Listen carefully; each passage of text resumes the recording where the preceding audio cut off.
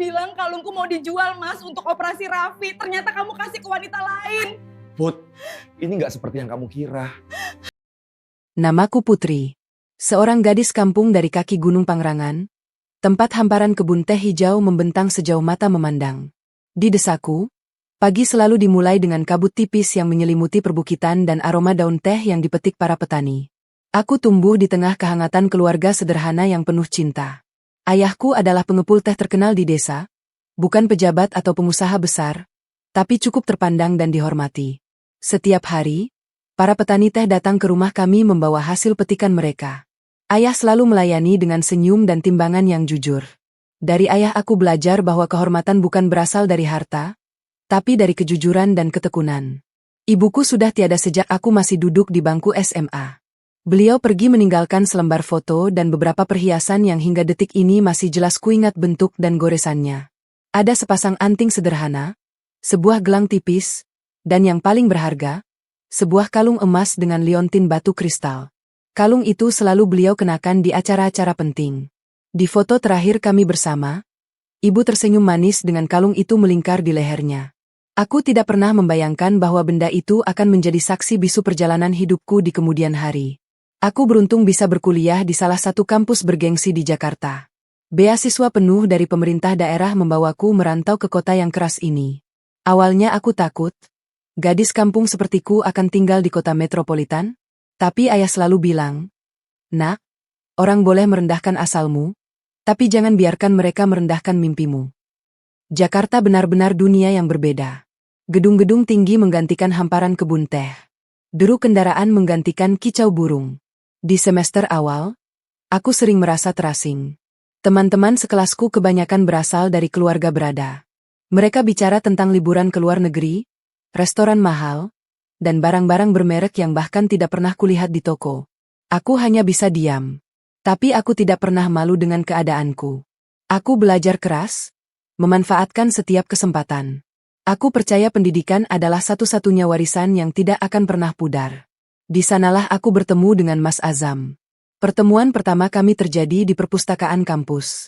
Saat itu aku sedang kesulitan mencari buku referensi untuk tugas akhir. Seorang laki-laki dengan kemeja rapi tiba-tiba berdiri di sampingku. "Nyari buku ini?" tanyanya sambil menunjuk judul yang kuperlukan. "Ada di rak bagian selatan, pojok kiri.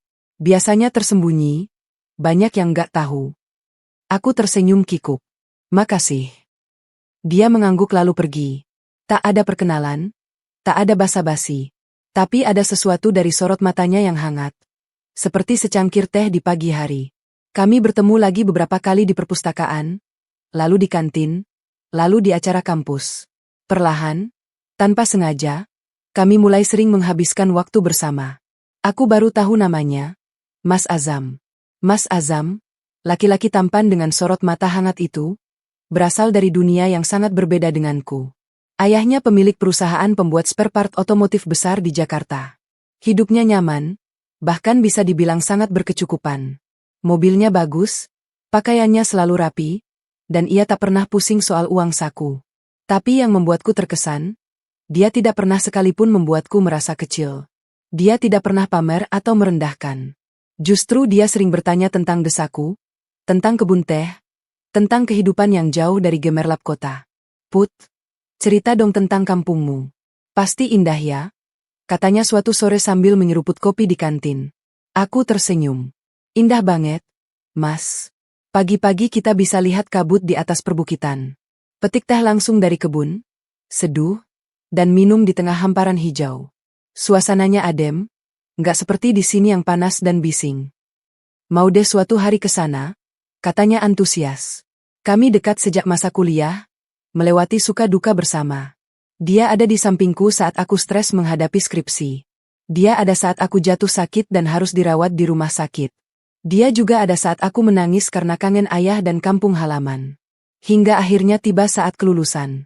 Aku diwisuda dengan predikat cum laude, dan Mas Azam juga lulus dengan nilai memuaskan. Tapi kebahagiaan kami harus melewati ujian jarak. Mas Azam harus melanjutkan S2 ke luar negeri. Beasiswa bergengsi menanti di negeri orang. Aku tahu ini kesempatan besar yang tidak boleh disia-siakan. "Aku nungguin, Mas," kataku mantap saat kami bicara di taman kampus. Dia menggenggam tanganku erat. Sumpah, Put. Aku nggak akan pernah lupa kamu. Ini cuma sementara. Begitu aku pulang, kita lanjutin semuanya. 2 tahun kami menjalani hubungan jarak jauh. 2 tahun penuh rindu, penuh perjuangan. Kami hanya bisa bertemu lewat panggilan video dan pesan singkat. Aku bekerja sebagai penulis lepas sambil memulai karir kepenulisan. Mas Azam sibuk dengan studi dan penelitiannya. Tapi setiap malam, sebelum tidur, kami selalu menyempatkan diri berkabar. 2 tahun itu mengajarkanku arti kesetiaan. Bahwa cinta tidak selalu tentang kebersamaan fisik, tapi tentang keyakinan bahwa di ujung sana ada seseorang yang juga berjuang untuk hubungan ini. Dan benar saja, begitu dia pulang, Mas Azam langsung melamarku di depan ayah. Tidak ada pesta pertunangan mewah, tidak ada acara besar. Hanya kami bertiga di ruang tamu rumah kampungku, dengan Mas Azam berlutut memegang kotak cincin. Ayah, saya minta izin meminang putri. Saya janji akan menjaga dan menyayanginya seumur hidup. Ucapnya lirih. Ayah menangis. Aku juga menangis. Semua terasa seperti mimpi. Pernikahan kami berlangsung sederhana namun penuh berkah. Keluarga Mas Azam datang dengan segala kerendahan hati. Mereka tidak pernah merendahkan keluargaku yang sederhana. Justru mereka menyambut ayah dengan hangat, seolah kami sudah menjadi keluarga lama. Kini usia pernikahan kami sudah 3 tahun. 3 tahun yang terasa seperti mimpi indah. Hanya satu yang kurang, kami belum juga dikaruniai anak. Awalnya aku cemas. Setiap bulan aku berharap, setiap bulan pula aku kecewa. Tapi Mas Azam selalu menenangkanku. Nggak usah dipikirin, Put. Nikmati aja. Kalau emang belum rezeki, ya kita sabar. Yang penting kita berdua sehat dan bahagia, katanya suatu malam sambil memelukku erat. Mama mertuaku juga selalu menasihati, Put, anak itu rezeki dari Allah. Datangnya pas waktunya. Yang penting kamu istiqomah, jaga salat, jaga hati. Aku selalu berusaha bersabar. Mungkin Allah punya rencana lain yang lebih indah. Mungkin aku harus lebih banyak bersyukur atas apa yang sudah diberikan. Suami yang baik, keluarga mertua yang menyayangi, dan karir yang mulai berkembang. Aku bersyukur setiap hari. Aku bersyukur pada Tuhan, pada ayah yang telah membesarkanku dengan penuh cinta, pada ibu yang meski telah tiada tetap hidup dalam doa-doaku, dan pada Mas Azam yang datang membawa warna dalam hidupku. Tapi aku tidak tahu, di balik semua kebahagiaan ini, badai sedang mengintai. Dan kalung peninggalan ibuku yang kusimpan dengan segenap hati, akan menjadi pusaran yang mengubah segalanya. Setelah pernikahan yang sederhana namun penuh berkah itu, aku resmi menjadi bagian dari keluarga besar Mas Azam. Awalnya aku cemas. Gadis kampung sepertiku akan diterima di keluarga sekelas mereka? Tapi kekhawatiran itu sirna seketika saat pertama kali menginjakan kaki di rumah orang tua Mas Azam. Keluarga Mas Azam sangat baik padaku. Aku benar-benar bersyukur menikah dengan pria mapan yang keluarganya patuh pada agama. Rumah mertuaku di kawasan Pondok Indah itu besar dan megah, tapi yang membuatku terkesan bukan kemewahannya, melainkan kehangatan yang kurasakan sejak pertama masuk. Ayah mertua, aku memanggilnya Papa, adalah pria berusia akhir 50-an dengan rambut mulai memutih. Beliau tipe yang tidak banyak bicara, tapi setiap kata yang keluar selalu penuh makna. Saat pertama bertemu, beliau hanya berkata singkat, Putri, selamat datang di keluarga kami. Anggap ini rumah sendiri. Kalau butuh apa-apa, bilang. Sederhana, tapi membuatku merasa dihargai. Ibu mertuaku, aku biasa memanggilnya Mama, adalah sosok yang hangat dan lembut. Beliau wanita parubaya yang selalu tampil rapi dengan hijabnya. Dari awal, Mama sudah menerimaku seperti anak sendiri. Beliau sering mengajariku bagaimana menjadi istri yang baik dan sabar. Put, jadi istri itu nggak cuma soal masak dan bersihin rumah. Katanya suatu sore saat kami duduk di teras belakang. Kamu harus paham suami, ngerti kapan dia butuh didengerin, kapan dia butuh didukung. Kadang mereka lelah di luar, tapi nggak bisa cerita.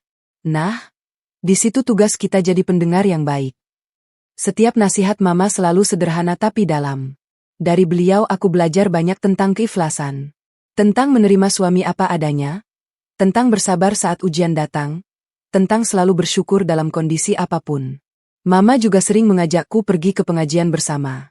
Setiap pekan, kami mengikuti majelis taklim di masjid dekat rumahnya. Di sana aku bertemu dengan ibu-ibu lain, belajar agama lebih dalam, dan makin dekat dengan Mama. Saat pulang, kami sering mampir makan atau sekadar ngobrol ngalor ngidul di mobil. Put, kamu rajin-rajinlah ikut pengajian. Banyak ilmu yang bisa diambil. Pesan Mama. Aku mengangguk patuh. Aku benar-benar bersyukur punya mertua seperti Mama. Beliau tidak hanya jadi ibu mertua, tapi juga jadi teman curhat dan guru kehidupan bagiku. Mas Azam mempunyai adik perempuan bernama Rafah. Usianya 3 tahun di bawah Mas Azam. Dia tinggal di kota Bandung, lumayan jauh dari rumah kami, mungkin jika naik kereta sekitar 3 jam. Rafah sudah menikah dengan seorang pria baik bernama Fadli, dan mereka memiliki seorang anak laki-laki lucu bernama Raffi, yang waktu itu berusia sekitar 2 tahun. Rafah mewarisi sifat Mama yang hangat dan ramah. Setiap kali kami bertemu, dia selalu menyambutku dengan pelukan hangat. Kak Putri, lama banget nggak ketemu. Kan? Begitu selalu sapanya. Meski jarak memisahkan dan kami jarang bertemu, hubunganku dengan Rafah cukup dekat. Kami sering berkirim pesan, bertukar kabar, dan sesekali video call. Raffi, keponakanku itu, lucu sekali. Pipinya tembem, rambutnya ikal, dan selalu tertawa kecil setiap melihat wajahku di layar ponsel. Kak, kapan main ke Bandung? Raffi kangen tantenya? Tanya Rafah di suatu panggilan video. Nanti ya. Insyaallah. Lagi sibuk nulis. Jawabku.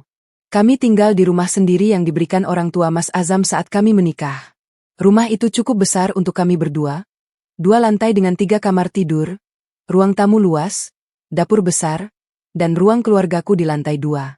Halaman depan yang asri dengan beberapa pot bunga dan taman kecil di belakang. Ada pohon mangga di pojok taman, tempat aku sering duduk menulis di sore hari. Ayahku juga ikut andil melengkapi isi rumah. Meski beliau hanya pengepul teh sederhana, ayah bersikeras memberikan sesuatu untuk rumah baruku. Nak, ini dari ayah. Enggak seberapa, tapi semoga berkah, katanya sambil menunjuk kulkas 2 pintu dan televisi layar datar yang dikirimnya seminggu setelah aku menikah. Ada juga perabotan dapur lengkap, panci, wajan, hingga piring cantik yang beliau beli dari tetangga yang jualan perabot. Meski sederhana, pemberian ayah selalu membuatku merasa bahwa aku tidak sendiri di kota besar ini. Bahwa di kampung sana, ada ayah yang selalu mendoakan dan mendukungku. Keseharianku bersama Mas Azam begitu saja dari pagi hingga malam. Kami bangun pukul 4.30 setiap hari, tanpa alarm. Mas Azam akan membangunkanku dengan kecupan di kening, lalu kami bergegas mengambil air wudhu. Salat subuh berjemaah adalah ritual suci yang tidak pernah kami lewatkan. Rasanya ada kedamaian tersendiri saat bersujud bersama di awal hari. Setelah salat, kami berolahraga sebentar, berjalan mengelilingi kompleks perumahan. Kadang kami ngobrol ringan, kadang hanya menikmati udara pagi dalam diam. Mas Azam suka bercerita tentang rencana kerjanya hari itu, dan aku suka mendengar suaranya yang masih serak karena baru bangun. Pulangnya, aku langsung ke dapur menyiapkan sarapan. Aku bukan juru masak hebat, tapi aku belajar dari Mama dan dari YouTube. Mas Azam selalu memuji masakanku, meskipun kadang kurang garam atau terlalu asin. Setelah mandi, dia akan turun dengan rambut masih sedikit basah, mengecup pipiku, dan kami sarapan bersama. Sarapan bersama adalah ritual sakral. Kami nggak pernah melewatkannya. Di meja makan itu, kami berbagi cerita, tertawa, dan merencanakan hari. Mas Azam selalu bilang, sarapan sama kamu itu energi buat aku seharian. Setelah Mas Azam pergi ke kantor sekitar pukul 7.30, rumah terasa sepi. Tapi aku punya cara sendiri untuk mengisi waktu. Aku mulai dengan membereskan meja makan, mencuci piring, lalu membersihkan rumah. Sapu, pel, lap debu, semua kulakukan dengan musik atau podcast sebagai teman. Tapi kegiatan utamaku adalah menulis. Iya, aku penulis. Sejak kuliah, aku sudah suka merangkai kata. Awalnya cuma diari pribadi, lalu cerpen di blog, hingga akhirnya seorang penerbit menghubungiku dan menawarkan kerjasama. Beberapa karyaku sudah terbit dan menjadi bestseller di toko buku. Novel pertamaku tentang perjuangan seorang gadis desa merantau ke kota. Novel keduaku tentang cinta dan pengorbanan. Novel ketiga, yang terbaru, tentang keluarga dan keikhlasan. Semuanya mendapat sambutan hangat. Ada satu momen yang tidak akan kulupakan, saat novel pertamaku masuk jajaran bestseller nasional. Aku menangis bahagia di depan laptop. Tapi aku bukan orang yang suka tampil. Aku tidak pernah muncul di publik, Tidak pernah hadir di acara bedah buku, tidak pernah memberikan wawancara. Cukup nama pena, kenanga Dewi, yang terpampang di sampul buku. Itu sudah lebih dari cukup bagiku. Aku ingin pembaca menikmati karyaku tanpa terpengaruh oleh siapa penulisnya. Mas Azam sangat mendukung pekerjaanku. Dia selalu membacakan draft sebelum aku kirim ke penerbit, memberiku masukan, dan bangga setiap kali bukuku laris. Istriku penulis bestseller, katanya sambil memelukku erat. Aku bangga banget sama kamu, Put. Hari-hari indah itu berjalan begitu saja. Ada kebahagiaan dalam kesederhanaan. Ada cinta dalam keseharian. Aku merasa menjadi wanita paling beruntung di dunia. Punya suami yang baik, keluarga mertua yang menyayangi, dan pekerjaan yang kucintai. Tapi aku tidak tahu, di balik semua ketenangan ini, ada sesuatu yang sedang terjadi. Ada beban yang mulai menggelayuti pundak Mas Azam, meski dia berusaha menyembunyikannya. Aku terlalu sibuk dengan kebahagiaanku sendiri, terlalu percaya bahwa semuanya akan baik-baik saja. Hari-hari indah itu berjalan begitu saja. Ada kebahagiaan dalam kesederhanaan. Ada cinta dalam keseharian. Aku merasa menjadi wanita paling beruntung di dunia. Punya suami yang baik, keluarga mertua yang menyayangi, dan pekerjaan yang kucintai. Tapi aku tidak tahu, di balik semua ketenangan ini, ada sesuatu yang sedang terjadi. Ada beban yang mulai menggelayuti pundak Mas Azam, meski dia berusaha menyembunyikannya. Aku terlalu sibuk dengan kebahagiaanku sendiri, terlalu percaya bahwa semuanya akan baik-baik saja. Sore itu aku sedang menyiapkan teh di dapur ketika pintu depan terbuka. Mas Azam masuk dengan langkah gontai. Wajahnya terlihat pucat dan matanya sayu seperti orang kelelahan. Aku yang sedang memotong-motong kue lapis legit buatanku langsung menghentikan aktivitas dan menghampirinya. Mas, kok pulang cepat? Tanyaku sambil menghampiri, mencoba membaca situasi dari raut wajahnya. Dia hanya menggeleng lemah. Mau mandi dulu, Put. Capek banget rasanya. Aku membiarkannya naik ke kamar. Ada yang mengganjal di hatiku. Mas Azam bukan tipe orang yang mudah menunjukkan kelelahan. Dia selalu tegar, selalu tersenyum meski lelah. Tapi sore ini, ada sesuatu yang berbeda. Setelah suara air dari kamar mandi berhenti, aku segera menyiapkan teh dengan gula batu, minuman favoritnya, dan sepiring kue lapis legit buatanku. Aku tahu dia butuh ketenangan setelah seharian bekerja. Mungkin tekanan di kantor sedang berat-beratnya. Mas Azam turun dengan rambut masih sedikit basah, mengenakan kaos oblong dan sarung. Dia duduk di ruang TV di sampingku, meminum tehnya perlahan. Aku bisa melihat tangannya sedikit gemetar saat memegang cangkir. Beberapa menit berlalu dalam keheningan. Hanya suara televisi yang menyala pelan menemani kami. Lalu dia meletakkan cangkir itu di meja. Tangannya meraih tanganku, menggenggamnya erat. Matanya menatapku dengan ekspresi yang sulit kutebak. Campuran antara cemas, ragu, dan sesuatu yang lain. Put, gimana kalau kalung ibumu itu kita jual dulu? Dunia serasa berhenti berputar. Jantungku seperti jatuh ke ulu hati. Apa yang baru saja dia katakan? Hah? Kalung mana? Mas? Tanyaku, berharap aku salah dengar. Itu, kalung emas dari ibumu yang ada liontin batu kristalnya. Yang kamu simpan di lemari atas itu. Oh, kalung itu. Kalung peninggalan ibuku yang selama ini kusimpan dengan sangat hati-hati. Aku ingat persis di mana menyimpannya. Di dalam kotak kayu kecil berlapis bludru merah. Di dalam lemari pakaian. Terbungkus kain sutra putih. Aku sering membukanya diam-diam, memandangi kalung itu, membayangkan ibu memakainya dulu. Ayah memberikannya saat aku akan berangkat kuliah dulu. Waktu itu aku pamit mau berangkat ke Jakarta.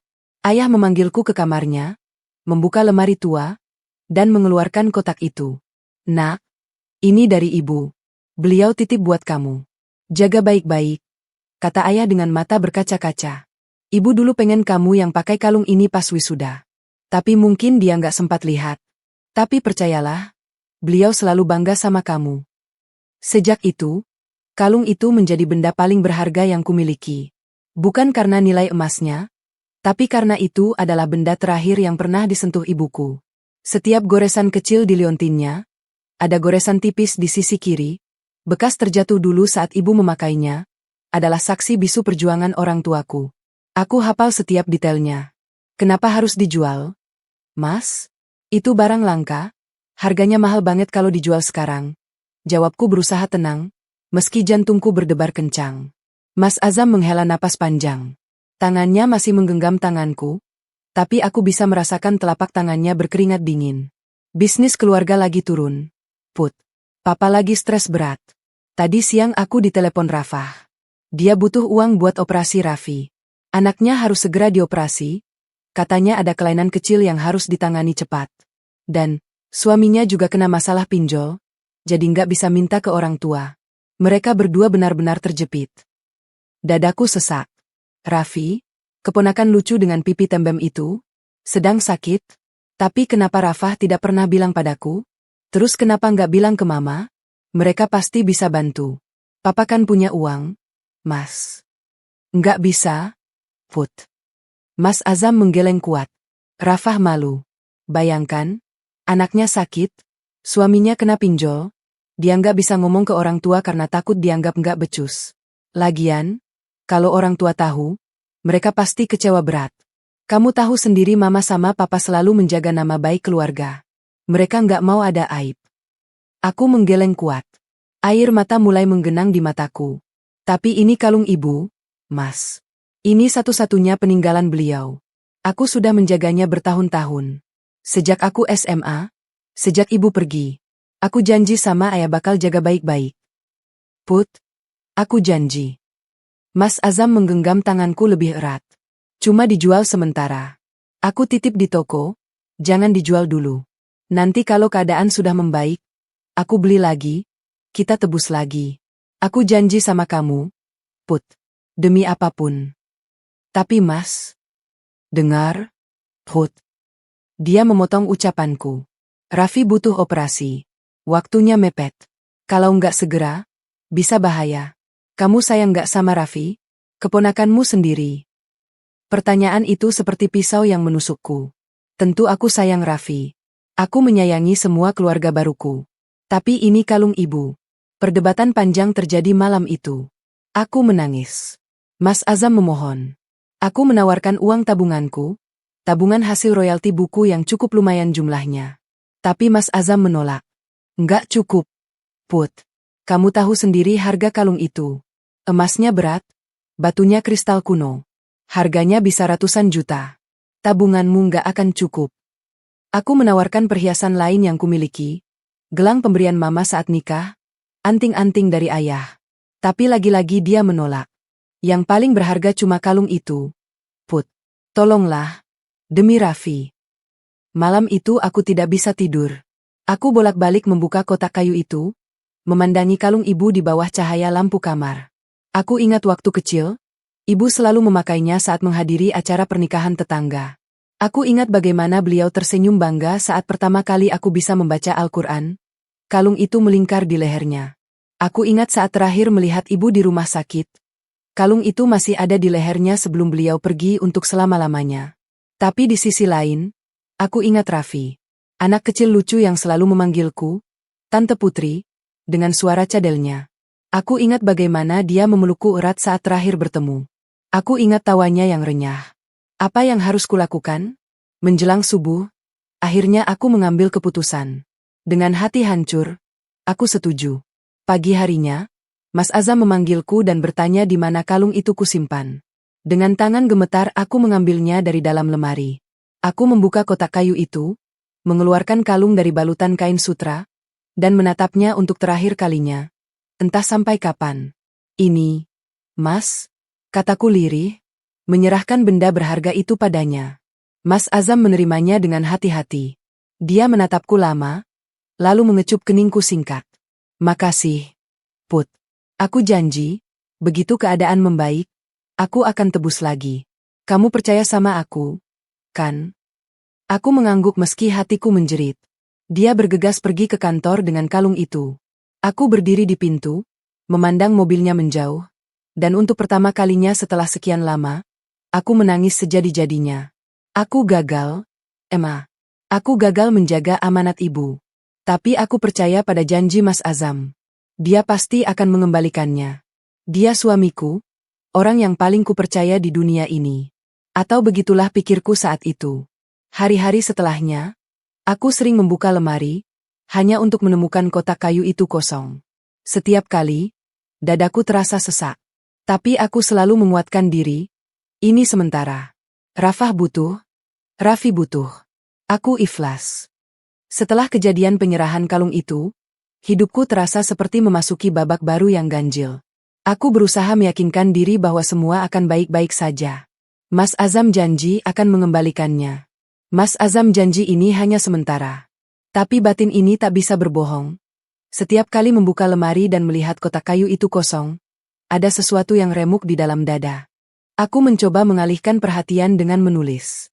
Novel terbaruku sedang dalam proses, dan tokoh utamanya tiba-tiba berubah menjadi seorang wanita yang kehilangan sesuatu yang berharga. Mungkin tanpa sadar, lukaku mulai merembes ke dalam karyaku. Tapi yang lebih mengganggu adalah perubahan Mas Azam. Setelah kejadian itu, Mas Azam mulai sering pulang larut malam. Awalnya kukira dia lembur karena pekerjaan menumpuk. Maklum, perusahaan sedang banyak tekanan katanya.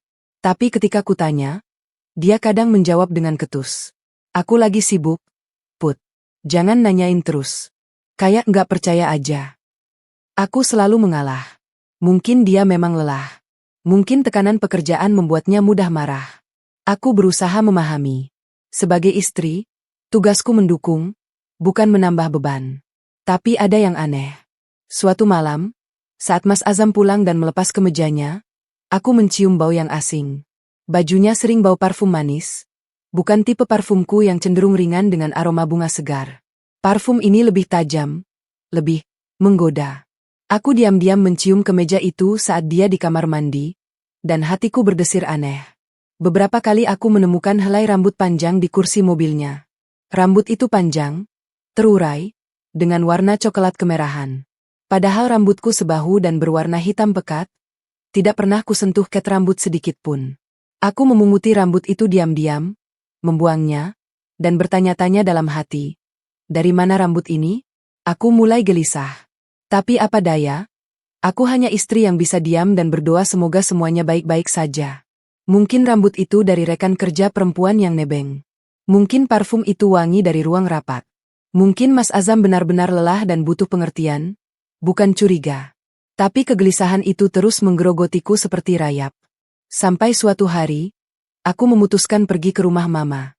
Aku butuh suasana berbeda, butuh kehangatan keluarga yang selama ini selalu menenangkanku. Aku membawa rendang kesukaan beliau, masakan andalanku yang selalu membuat Mama tersenyum.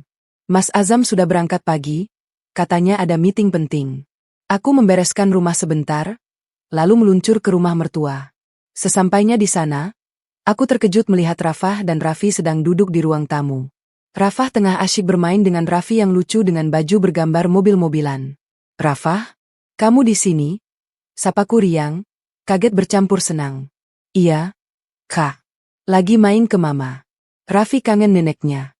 Lagian aku juga kangen Mama, jawabnya sambil tersenyum lebar. Raffi langsung menghampiriku dan memeluk kakiku. Tante Putri, teriaknya dengan suara cadel. Aku menggendongnya sebentar, mencium pipi gembulnya. Rasanya hangat sekali bisa bertemu mereka. Mama keluar dari dapur dengan celemek masih terikat. Put, tumben kesini? Ada apa? Enggak apa-apa, Emma. Cuma kangen.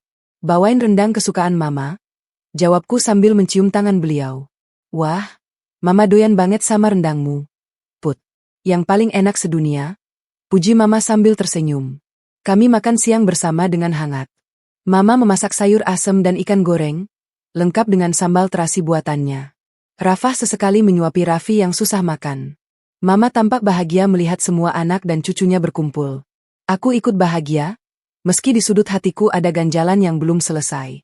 Setelah makan, Mama pamit pergi ke pengajian rutin ibu-ibu kompleks. Kalian ngobrol aja dulu ya. Mama pamit dulu, nanti sore baru pulang. Aku dan Rafah memutuskan ngopi di kafe dekat rumah. Raffi dibiarkan bermain di area anak-anak yang ada di dalam kafe. Kami pesan kopi dan camilan, duduk di pojok yang nyaman.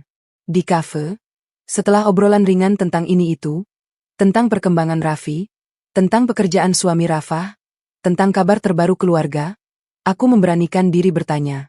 Ada sesuatu yang mengganjal di hatiku sejak bertemu Rafah. Rafah? Raffi udah sehat ya?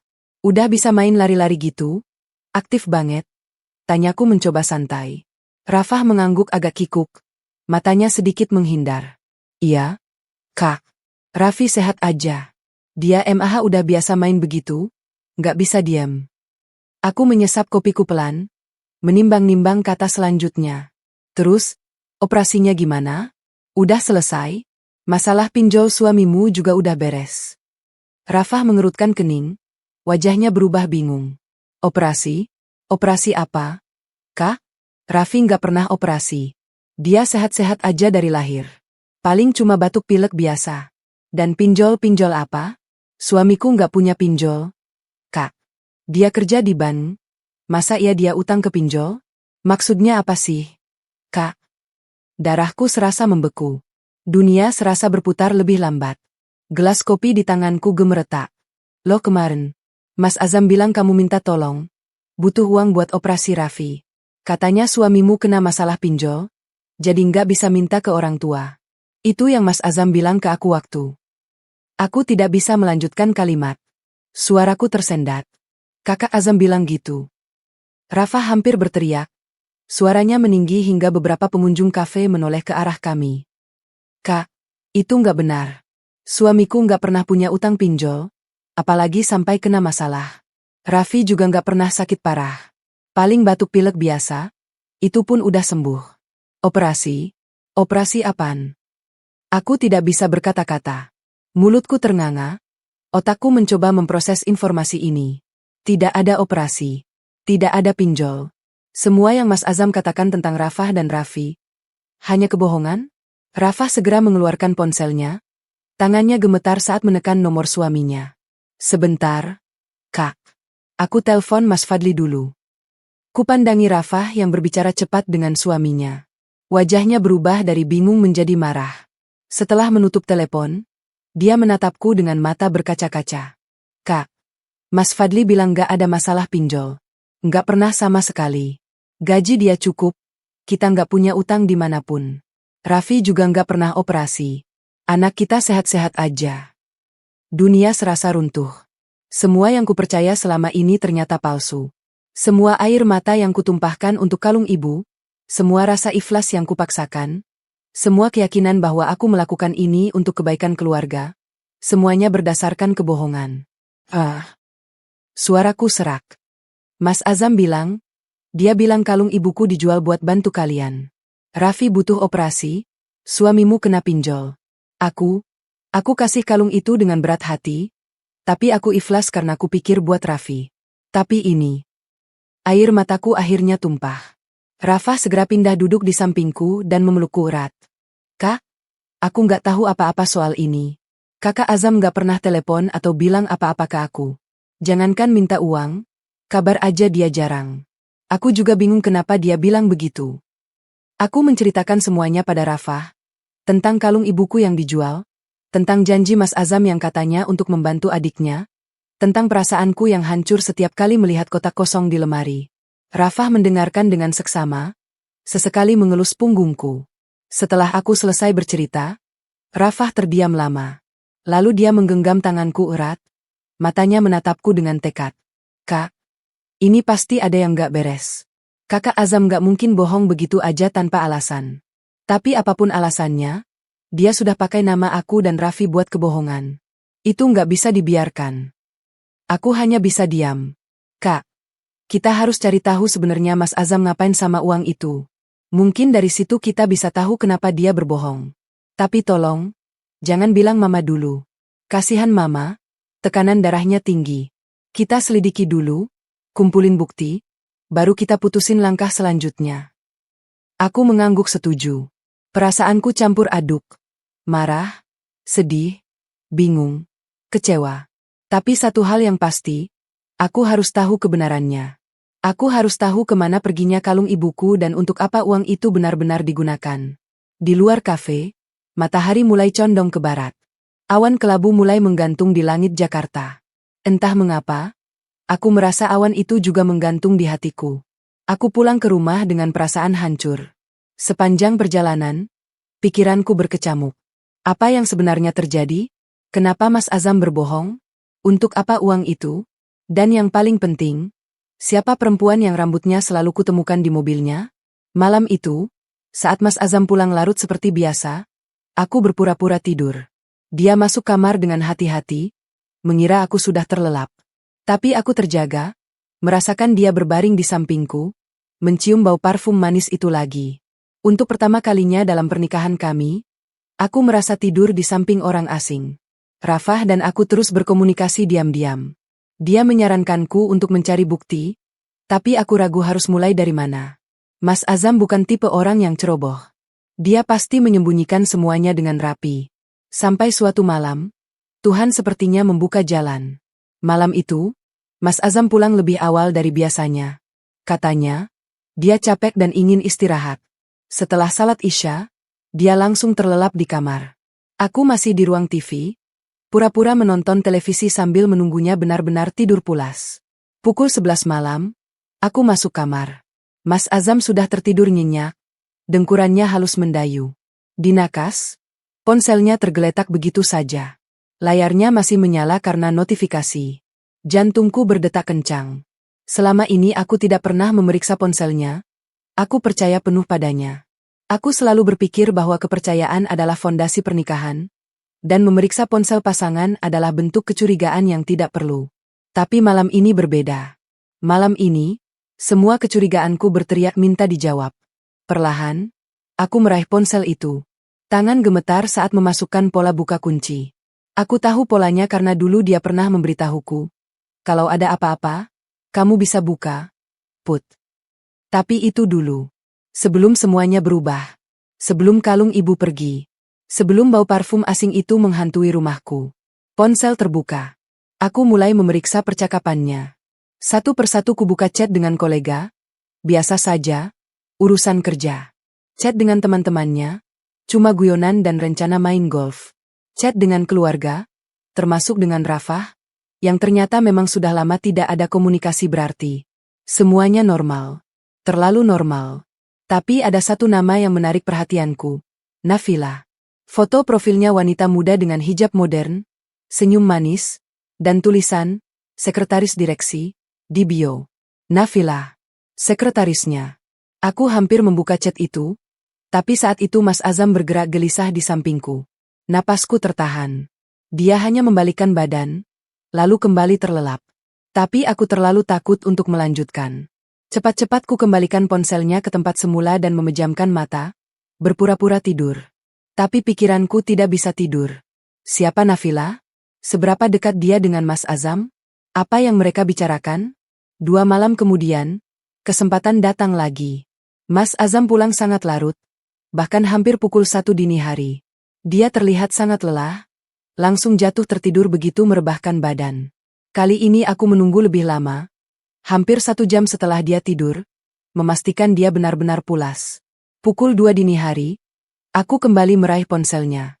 Tangan ini masih gemetar, tapi tekadku lebih kuat dari rasa takut. Kubuka chat dengan Nafila. Jantungku berdetak kencang saat membaca percakapan mereka. Ada puluhan pesan, dari pagi hingga malam.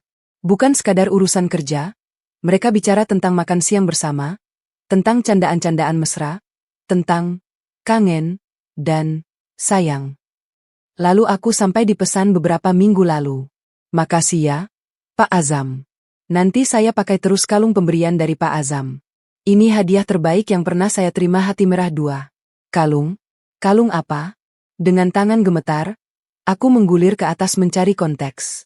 Dan di sanalah aku menemukannya. Sebuah foto yang membuat dunia serasa runtuh.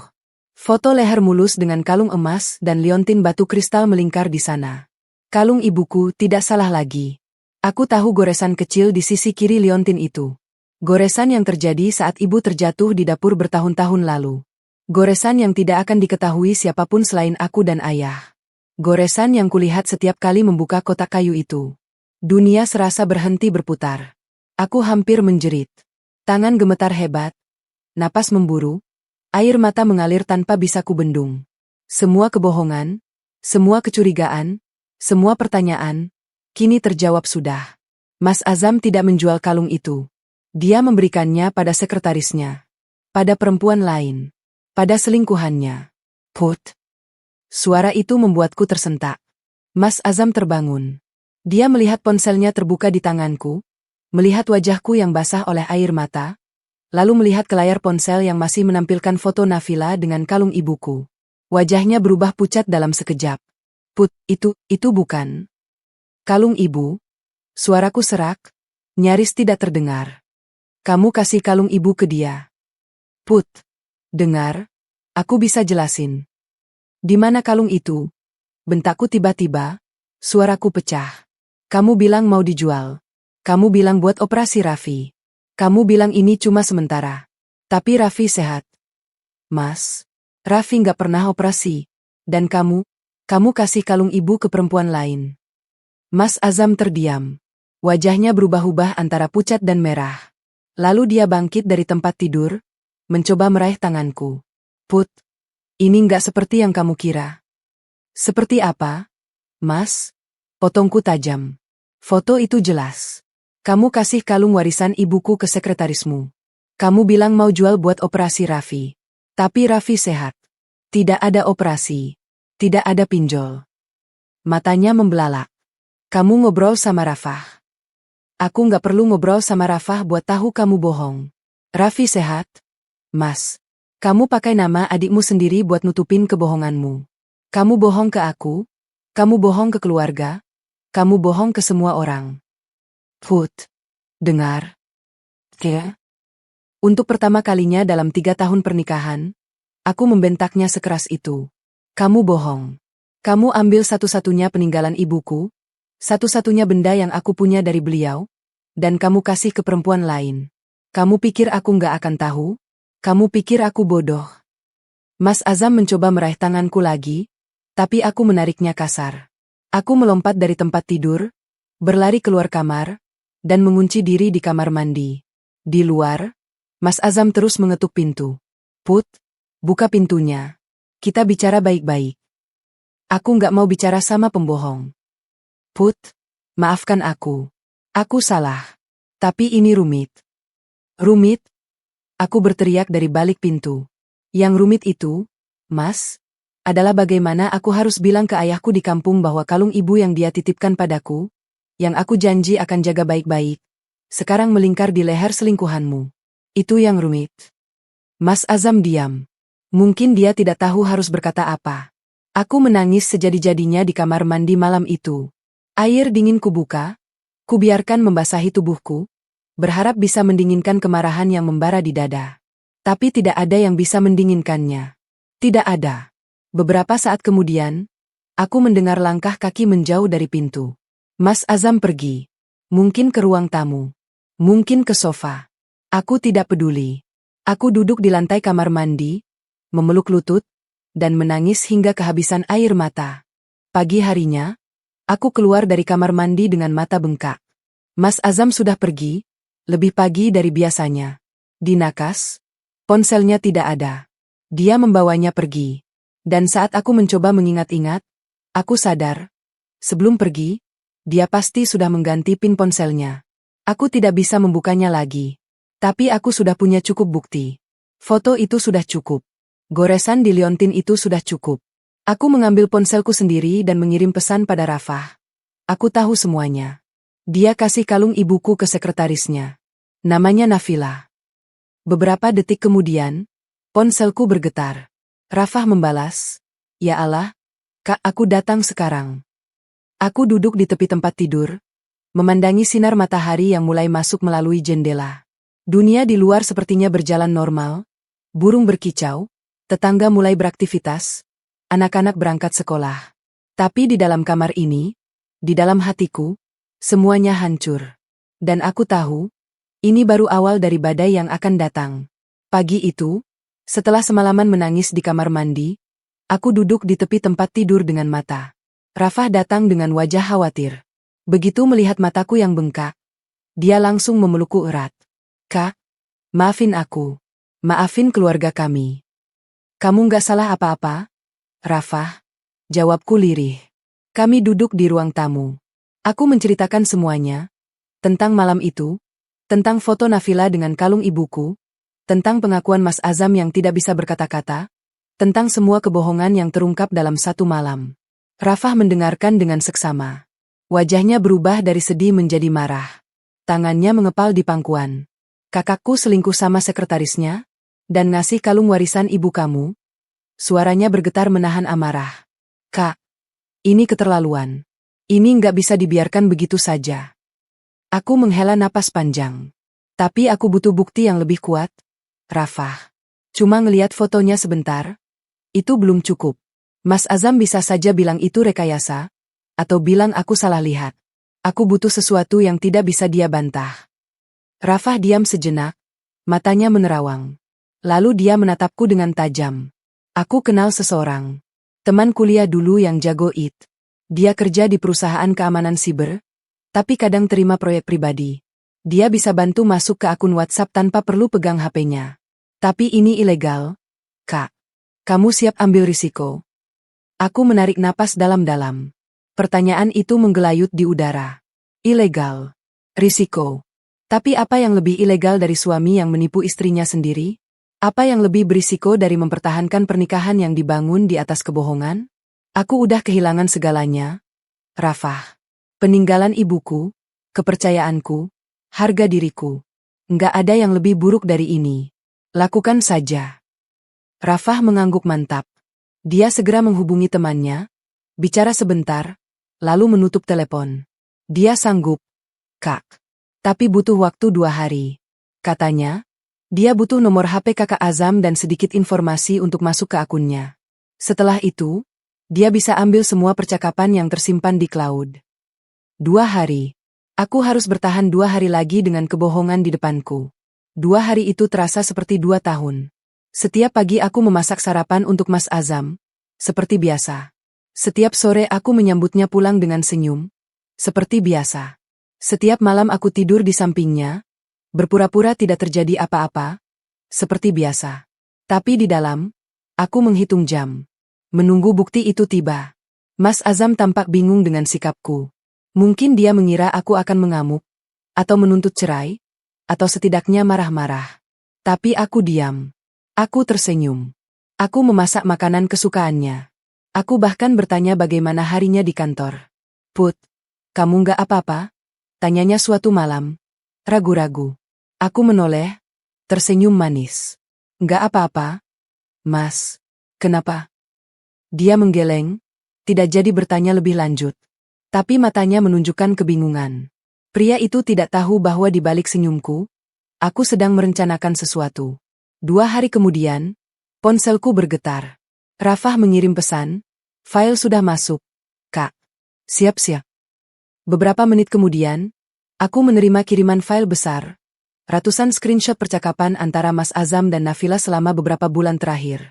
Dari yang pertama mereka saling follow Instagram, hingga yang terakhir seminggu lalu. Dengan tangan gemetar, aku mulai membacanya satu persatu. Awalnya masih wajar, pembicaraan tentang tugas kantor, tentang jadwal meeting, tentang laporan yang harus diselesaikan. Tapi semakin ke bawah, nadanya mulai berubah. Pak, makasih ya udah traktir makan siang. Enak banget restonya. Sama-sama. Nah, lain kali kita ke tempat lain yang lebih bagus. Janji ya, Pak. Janji. Asal kamu mau diajak. Lalu ada celotehan mesra. Pak, aku kangen. Sabar. Sayang, nanti kita ketemu.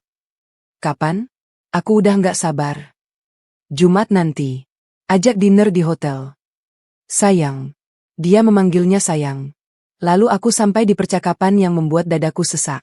Pak, aku mau hadiah spesial dong. Bukan yang biasa-biasa. Udah setahun kita begini, belum pernah sekalipun kamu kasih hadiah berarti. Mau hadiah apa? Aku mau perhiasan. Yang bagus. Yang mahal. Biar aku bisa pamer ke teman-teman. Mahal gimana? Yang limited edition gitu. Yang nggak semua orang punya. Ada. Aku punya kalung limited edition. Warisan istriku. Emas tua dengan liontin batu kristal. Harganya mahal banget. Bisa puluhan juta. Cocok buat kamu. Wah beneran? Istri nggak tahu. Udah aku akalin. Aku bilang mau dijual buat biaya operasi adikku. Istriku percaya aja. Dia orangnya polos, gampang dibohongin. Hahaha, kasian banget istrimu. Tapi seru juga. Kapan aku bisa lihat kalungnya? Besok aku bawa ke kantor. Nanti kamu ke ruanganku. Dan masih banyak lagi. Jauh lebih banyak dari yang kubayangkan. Ada percakapan tentang pertemuan rahasia di hotel. Tentang janji-janji Mas Azam untuk meninggalkanku. Tentang rencana mereka untuk hidup bahagia bersama, setelah Mas Azam beresin urusan sama istri. Ada juga foto-foto mesra, mereka berdua di restoran, di kamar hotel, bahkan foto selfie dengan latar belakang kantor setelah semua karyawan pulang. Dan yang paling menyakitkan, foto Nafila dengan kalung ibuku melingkar di lehernya, dengan caption, hadiah terindah dari pria terbaik. Makasih sayang hatinya 2. Aku membacanya berulang kali, memastikan ini bukan mimpi buruk. Tapi ini nyata. Semua kebusukan terpampang jelas di depan mataku. Istriku polos, gampang dibohongin. Kalimat itu terngiang-ngiang di kepalaku. Betapa naifnya aku selama ini. Betapa aku mempertahankan laki-laki yang bahkan tidak punya rasa hormat pada ibuku yang sudah tiada. Betapa aku percaya pada janji-janji kosongnya. Aku menangis lagi malam itu. Tapi kali lain, tangisanku berbeda. Bukan tangis kesedihan, bukan tangis kekecewaan. Ini tangis kemarahan. Tangis yang lahir dari api yang membakar di dada. Aku berjanji pada diri sendiri, mereka akan merasakan akibatnya. Mas Azam dan Nafila. Mereka akan tahu bahwa istri polos, ini tidak selamanya bisa dibohongi. Aku tidak langsung meledak. Aku memilih diam. Justru diamku yang membuat Mas Azam mulai bingung. Beberapa kali dia mencoba bertanya apakah aku baik-baik saja, dan aku selalu menjawab dengan senyum yang sama. Aku baik-baik saja, Mas. Kenapa? Dia tidak tahu bahwa di balik senyum itu, aku menyimpan ribuan screenshot percakapan mereka. Aku menyimpan bukti yang tak terbantahkan. Aku menyimpan rencana yang sedang kususun rapi. Aku tetap memasak sarapan setiap pagi. Aku tetap menyambutnya pulang setiap malam. Aku tetap tersenyum dan bertanya tentang harinya. Tapi di dalam, aku sedang merencanakan sesuatu yang akan membuat mereka menyesal pernah meremehkanku. Satu hal yang aku tahu pasti, pembalasan tidak harus dilakukan dengan teriak-teriak atau drama. Pembalasan yang paling indah adalah saat mereka tidak menyadari bahwa mereka sedang berjalan menuju jurang yang mereka gali sendiri. Beberapa hari kemudian, Rafah mengirim pesan yang membuat jantungku berdetak lebih kencang. Kak, bulan depan ada acara ulang tahun perusahaan Papa. Yang ke-30 tahun. Bakal besar banget. Di Hotel Bintang 5, undangan sampai 500 orang. Semua keluarga besar dan karyawan penting bakal hadir. Termasuk Nafila. Dia pasti datang sebagai sekretaris. Ini dia waktunya. Balasku singkat. Rafah mengirim emoji setuju, diikuti pertanyaan. Tapi kamu yakin? Kak? Ini bakal besar banget. Di depan semua orang. Keluarga besar, kolega Papa, direktur perusahaan, bahkan mungkin media. Kamu siap? Aku menarik napas panjang, membayangkan momen itu. Ratusan pasang mata menatapku. Sorotan kamera. Bisik-bisik di sana-sini. Tapi di dadaku, api kemarahan sudah membakar terlalu lama. Aku udah gak peduli sebesar apa. Yang aku tahu, dia sudah menghancurkanku diam-diam. Dia menghina ibuku dengan memberikan kalung warisannya ke selingkuhan. Dia mempermalukanku di belakang punggungku. Sekarang giliranku. Biar mereka semua tahu siapa sebenarnya Mas Azam. Oke, Kak. Aku akan bantu. Aku juga akan ada di sana. Kalau perlu, aku yang akan mulai. Jangan. Biar aku sendiri. Ini perjuanganku. Rafah mengirim emotikon pelukan. Kak Putri kuat. Aku bangga punya kakak ipar kayak kamu. Hari-hari menjelang acara, aku bersikap normal. Aku bahkan lebih aktif dari biasanya. Aku ikut membantu Mama mempersiapkan acara, memeriksa daftar tamu, memilih dekorasi, mencicipi catering. Mama senang sekali melihatku ceria dan aktif lagi. Put, kamu baik banget bantu Mama. Maaf ya, akhir-akhir ini Mas Azam sibuk terus. Papa juga lagi banyak tekanan di kantor. Mama jadi jarang ngajak kamu ngaji, ucap Mama suatu sore saat kami memeriksa daftar tamu di ruang keluarga. Aku tersenyum manis. Enggak apa-apa, Emma. Aku ngerti. Mas Azam memang lagi sibuk. Lagian, aku senang bisa bantu Mama. Di dalam hatiku, aku berkata, Mama, kalau Mama tahu apa yang dilakukan anak Mama, mungkin Mama tidak akan bilang begitu. Tapi nanti Mama akan tahu. Semua akan tahu. Mama tersenyum dan mengelus pipiku. Kamu istri yang baik, Put. Sabar banget. Nanti Allah balas dengan kebaikan. Aku hanya bisa tersenyum getir. Hari H tiba. Aula hotel berbintang tempat acara digelar benar-benar megah. Lampu kristal menggantung di langit-langit setinggi 2 lantai. Taplak meja putih bersih dengan hiasan bunga segar di setiap meja. Rangkaian bunga di setiap sudut, mawar putih dan anggrek ungu, kombinasi elegan pilihan Mama. Panggung utama dihiasi backdrop besar bertuliskan, 30 tahun perjalanan sukses, dengan logo perusahaan. Para tamu mulai berdatangan sejak pukul 7 malam. Orang-orang penting dari berbagai perusahaan, kerabat dekat, kolega bisnis, hingga karyawan kepercayaan. Para wanita berlenggak-lenggok dengan gaun malam mewah, para pria dengan jas mahal. Aku sendiri mengenakan kebaya modern warna hijau army, pilihan Mama, dengan tata rias sederhana tapi elegan. Mas Azam tampil percaya diri dengan setelan jas hitamnya, rambut disisir rapi ke belakang. Dia berkeliling menyapa tamu, sesekali tertawa kecil dengan koleganya, tampak seperti eksekutif muda yang sukses dan berbakti pada keluarga. Tidak ada yang tahu apa yang tersembunyi di balik senyum manisnya. Aku mencari-cari dengan mata. Dan di sanalah dia, Nafila, berdiri di antara para staf perusahaan, di area yang disediakan untuk karyawan. Dia mengenakan dress marun panjang dengan hijab senada. Rambutnya yang coklat kemerahan itu dibiarkan terurai sedikit di depan, mungkin sengaja untuk menutupi leher. Tapi aku tahu apa yang ada di lehernya. Aku melihat dengan seksama. Saat dia menoleh, rambutnya tersibak sedikit. Di leher mulus itu, kalung ibuku melingkar indah, berkilau di bawah lampu kristal. Liontin batu kristalnya memantulkan cahaya, seolah menyinariku dari kejauhan. Rasanya dadaku seperti dihantam palu. Ada rasa sakit yang luar biasa, tapi juga ada api kemarahan yang membakar. Aku mengepalkan tangan di samping tubuh, berusaha menahan diri. Belum waktunya. Sabar, Put. Sabar. Acara berjalan lancar. Sambutan dari ayah mertua yang penuh haru tentang perjalanan perusahaan selama 3 dekade. Pemotongan tumpeng oleh pendiri perusahaan, kakek Mas Azam yang sudah renta tapi masih tegar. Hiburan musik dari penyanyi profesional. Semua tampak bahagia, tertawa, bersulang. Tidak ada yang tahu badai apa yang akan segera melanda. Aku duduk di meja keluarga, tepat di samping Mama. Dari tempatku, aku bisa melihat Mas Azam yang sibuk berpindah-pindah meja, menyapa tamu. Aku juga bisa melihat Nafila yang sesekali melirik ke arahnya, tersenyum kecil. Setelah sambutan selesai dan suasana mulai santai, para tamu mulai menikmati hidangan, musik latar mengalun pelan. Aku tahu ini waktunya. Aku menarik napas dalam-dalam, merasakan debaran jantung yang luar biasa. Mama menoleh padaku. Put, mau kemana? Aku tersenyum. Mau ke belakang sebentar? Ma. Ke toilet. Mama mengangguk. Aku berdiri, tapi bukan ke toilet aku pergi. Aku berjalan melewati kerumunan tamu, melewati meja-meja, mendekati area di mana Mas Azam sedang berbincang dengan beberapa koleganya. Langkahku mantap. Hatiku berdebar, tapi tekadku lebih kuat.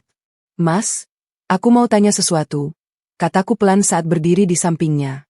Mas Azam menoleh, sedikit heran. Ada apa? Put, ini aku lagi sama kolega. Aku tahu. Cuma sebentar. Dia mengerutkan kening, tapi tetap tersenyum pada koleganya. Maaf, sebentar ya. Kami agak menjauh dari kerumunan. Mas Azam menatapku dengan sedikit cemas. Mungkin dia pikir aku akan mengomel tentang kepulangannya yang larut, atau tentang sesuatu yang sepele. Aku menatap matanya dalam-dalam. Tidak ada lagi cinta di sana.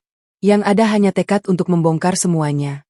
Mas, kalung warisan ibuku yang katanya kamu jual buat biaya operasi Raffi, kok sekarang dipakai Mbak Nafila?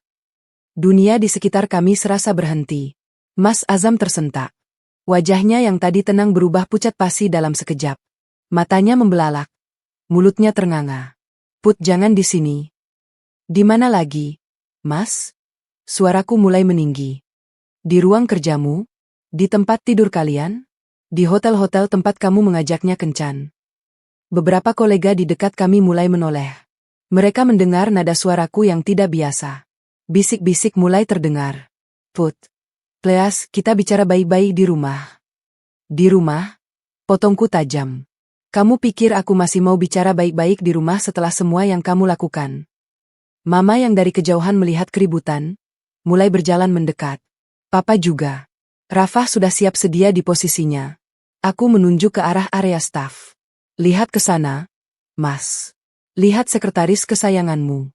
Lihat lehernya. Itu kalung ibuku. Kalung yang katanya kamu jual buat operasi Raffi. Padahal Raffi sehat. Raffi nggak pernah sakit. Dan Nafila, suaraku pecah, tapi aku teruskan. Dia pakai kalung itu di depan mataku, di depan semua orang.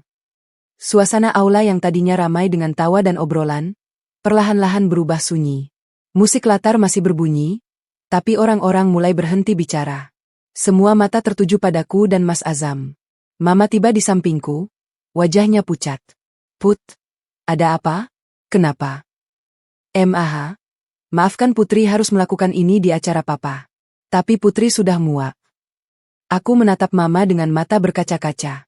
Mas Azam selingkuh. Mah. Dengan sekretarisnya. Dia ambil kalung warisan ibuku. Kalung satu-satunya peninggalan beliau. Dan dia kasih ke perempuan itu. Mama terhuyung. Papa yang baru tiba segera menahan tubuh Mama. Rafah berlari menghampiri. Kakak Azam, ini benar? Tanya Rafah dengan suara lantang. Kamu selingkuh? Kamu pakai nama aku dan Raffi buat nutupin perbuatanmu. Mas Azam hanya diam. Wajahnya merah padam, tapi tidak ada suara yang keluar. Aku mengeluarkan ponselku. Papa, Mah, tamu-tamu sekalian. Maafkan saya mengganggu acara yang bahagia ini. Tapi saya rasa semua berhak tahu siapa sebenarnya wakil eksekutif perusahaan ini. Dan di hadapan ratusan pasang mata, aku mulai membacakan percakapan-percakapan itu. Aku mengeluarkan ponselku. Tangan ini sedikit gemetar, tapi suaraku mantap. Di hadapan ratusan pasang mata yang kini tertuju padaku, aku membuka galeri screenshotku. Bapak, Ibu, para tamu undangan, dan keluarga besarku. Maaf mengganggu acara yang bahagia ini. Sungguh, ini bukan niatku. Tapi saya rasa semua orang yang hadir di sini berhak tahu siapa sebenarnya wakil eksekutif perusahaan ini. Suami saya sendiri. Beberapa tamu mulai mendekat, penasaran. Yang tadinya hanya mendengar keributan dari kejauhan, kini mulai mengerumuni area tempat kami berdiri. Para kolega bisnis Papa, kerabat jauh, bahkan para staf perusahaan, semua ingin tahu apa yang terjadi. Rafah yang sudah siap sedia segera menghampiri, berdiri tegak di sampingku. Kehadirannya memberiku kekuatan. Dia bukan hanya adik ipar, tapi sekarang menjadi sekutu terkuatku. Kak Azam, aku mau tanya juga. Rafah angkat bicara dengan suara tegas. Tidak ada getaran, tidak ada keraguan. Kapan aku minta tolong buat operasi Raffi? Kapan aku telepon kamu minta uang? Raffi sehat, Kak. Dia nggak pernah sakit. Kapan suamiku punya masalah pinjol? Mas Fadli kerja di bank, punya penghasilan tetap, nggak pernah utang ke siapapun. Mas Azam membuka mulut, tapi tidak ada suara yang keluar. Wajahnya merah padam, keringat dingin mulai membasahi keningnya. Dia menoleh ke arahku, lalu ke Rafah, lalu ke arah Papa dan Mama yang kini berdiri dengan wajah pucat. Rafah, ini, aku bisa jelaskan. Jelaskan apa, Kak? Potong Rafah tajam. Jelaskan kenapa kamu pakai nama anakku yang baru umur 3 tahun buat kebohonganmu? Raffi itu keponakanmu sendiri. Dia manggil kamu, Om Azam, dengan sayang. Dan kamu tega pakai namanya buat nutupin perselingkuhan. Nafila di kejauhan mulai panik. Aku melihatnya mencoba menjauh, menyelinap di antara kerumunan. Tapi beberapa orang, mungkin staf yang sudah tahu atau sekadar penasaran, sudah menghadangnya. Dia terjebak. Aku mengangkat ponselku lebih tinggi. Bapak-bapak, ibu-ibu, kalau mau lihat buktinya, silakan. Saya punya ratusan screenshot percakapan suami saya dengan sekretarisnya, Nafila. Dari awal mereka dekat, sampai rencana mereka untuk hidup bahagia bersama, setelah saya diberesin. Dengan suara lantang, aku mulai membacakan beberapa percakapan yang paling penting. Tidak semua, itu akan makan waktu berjam-jam. Cukup yang paling inti, paling menusuk. Pak, aku mau hadiah spesial, bukan yang biasa-biasa. Ada. Aku punya kalung limited edition. Warisan istriku. Harganya mahal banget. Cocok buat kamu. Wah beneran? Istri nggak tahu. Udah aku akalin. Katanya buat biaya operasi adikku. Istriku percaya aja. Dia orangnya polos, gampang dibohongin. Suara-suara terkejut terdengar dari kerumunan. Beberapa wanita menutup mulut. Tidak percaya. Para pria saling pandang dengan tatapan ngeri. Bisik-bisik mulai bergemuruh seperti suara lebah.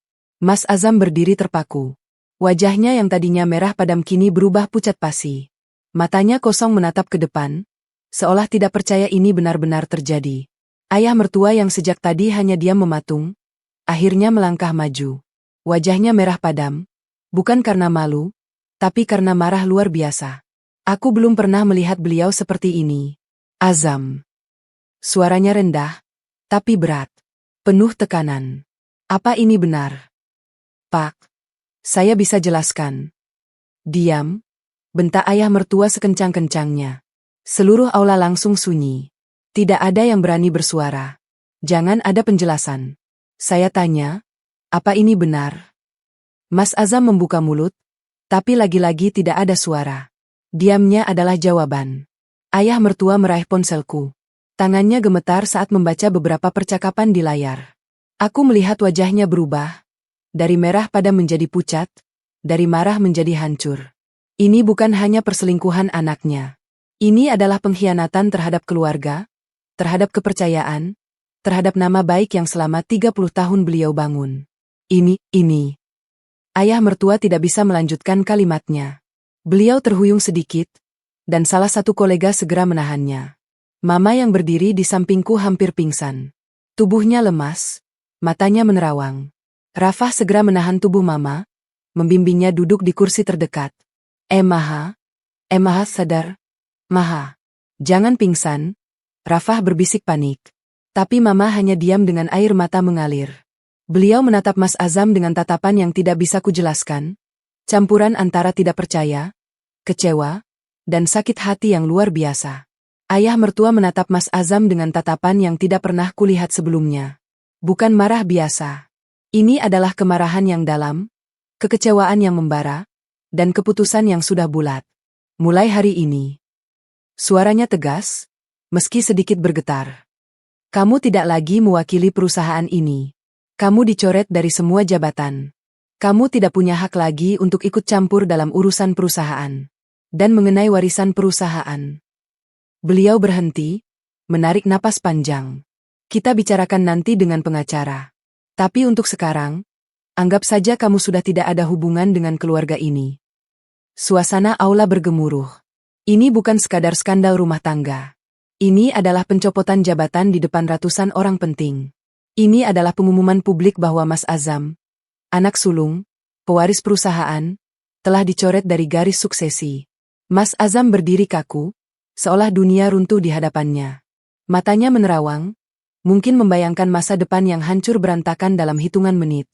Beberapa orang berbisik, yang lain hanya terpaku. Para kolega bisnis saling pandang dengan tatapan ngeri. Para kerabat keluarga mulai bergerombol, membicarakan skandal ini dengan suara berbisik. Media, yang diundang untuk meliput acara perusahaan, mulai mengarahkan kamera mereka ke arah kami. Di tengah hiruk-pikuk itu, aku melihat Nafila berusaha kabur. Dia mencoba menyelinap di antara kerumunan, menuju pintu keluar. Tapi Rafah melihatnya. Mbak Nafila, teriak Rafah. Semua mata beralih ke arah Nafila. Dia berhenti, membeku di tempat.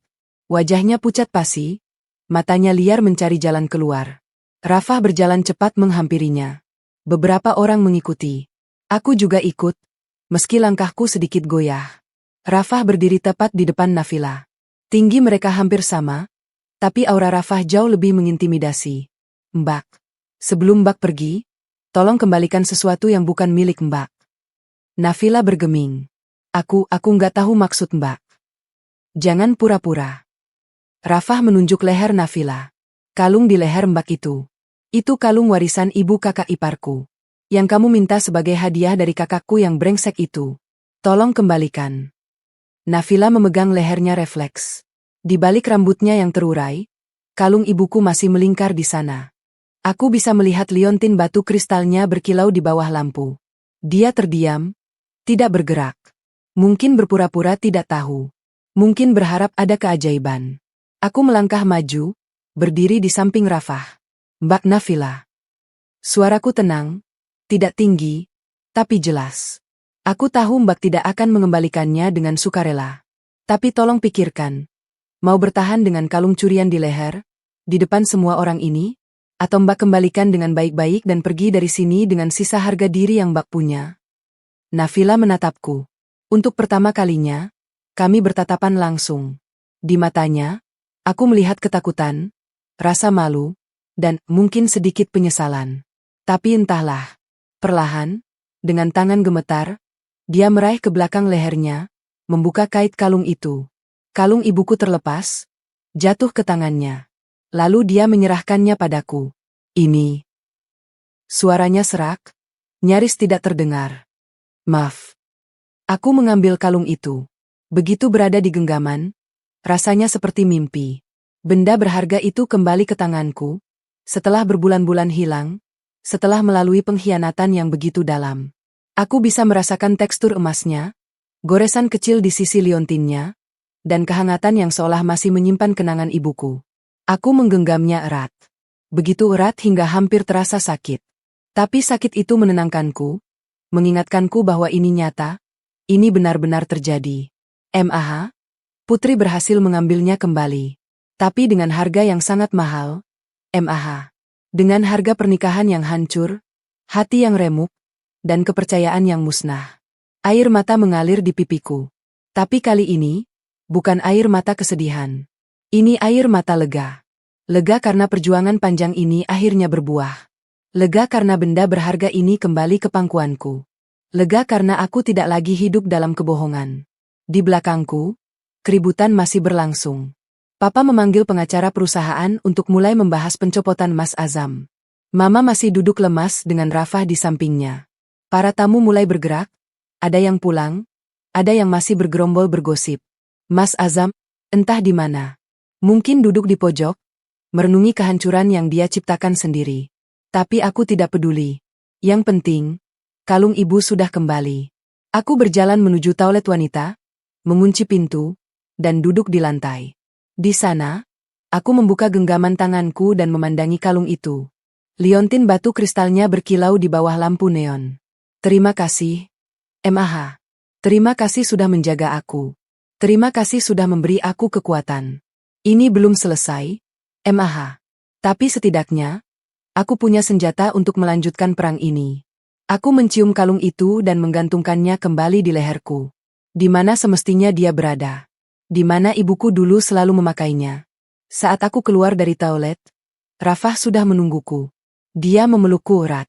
Kak, kamu hebat. Aku nggak akan sekuat itu. Aku menggeleng pelan. Bukan hebat, Rafah. Aku cuma nggak punya pilihan. Rafah menggandengku. Ayo, kita temui Mama. Beliau butuh kita. Kami berjalan bersama menembus kerumunan yang masih bergemuruh. Malam ini, hidup kami semua berubah. Tapi setidaknya, aku tidak sendirian. Setelah pengumuman ayah mertua di aula hotel, suasana keluarga berubah menjadi kacau. Papa memerintahkan semua orang untuk segera pulang ke rumah keluarga. Ini harus diselesaikan secara internal, bukan di depan publik. Mama, yang masih lemas, dituntun Rafah masuk ke mobil. Aku mengikuti dengan mobil sendiri, sementara Mas Azam entah naik apa.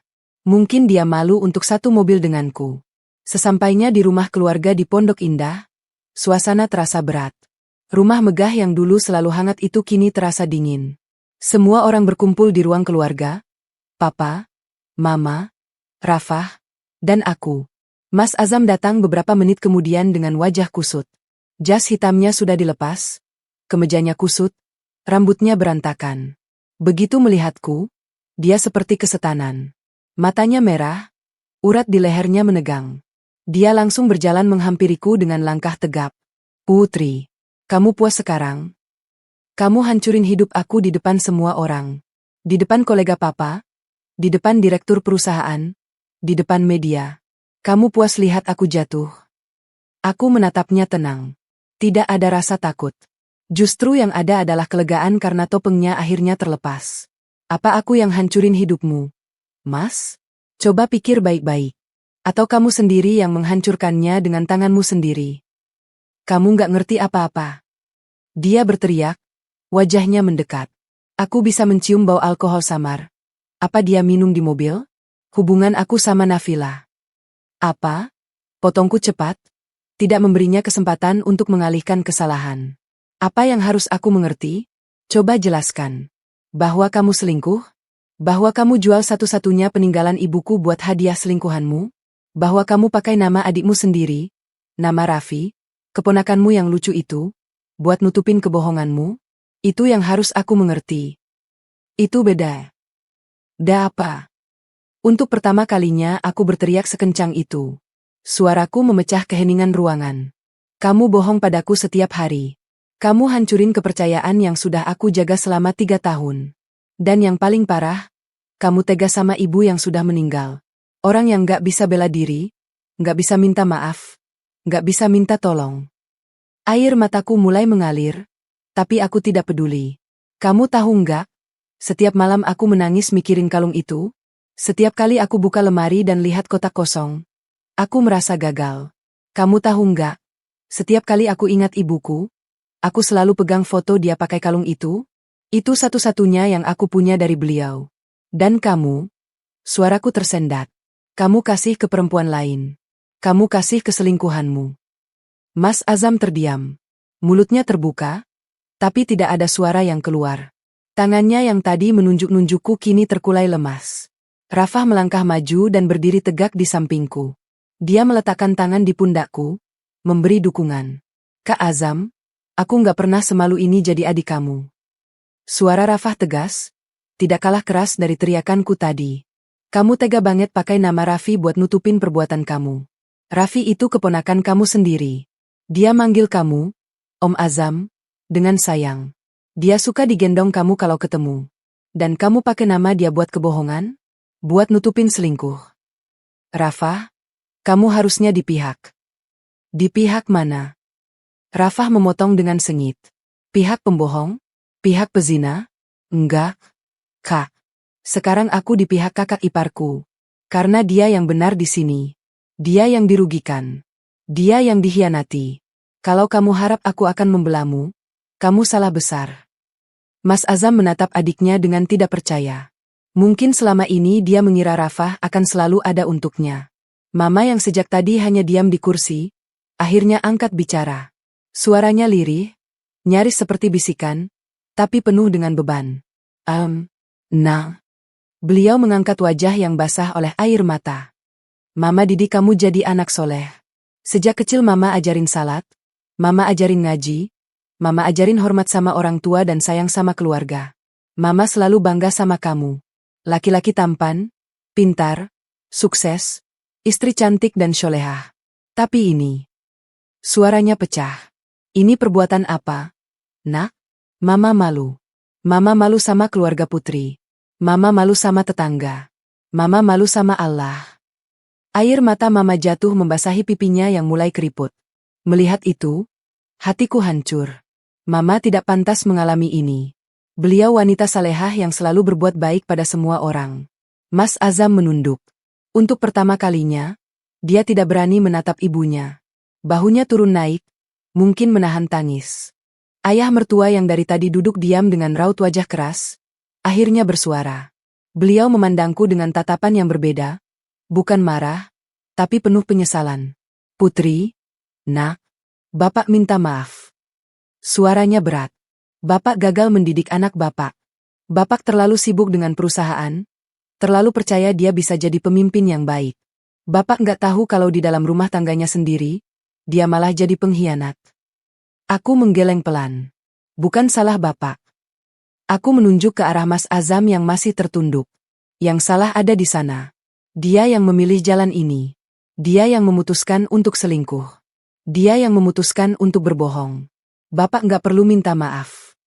Malam itu semakin larut. Setelah semua kata terucap, aku memutuskan untuk pulang. Rafah menawarkan diri mengantarku, tapi aku menolak. Aku butuh waktu sendiri.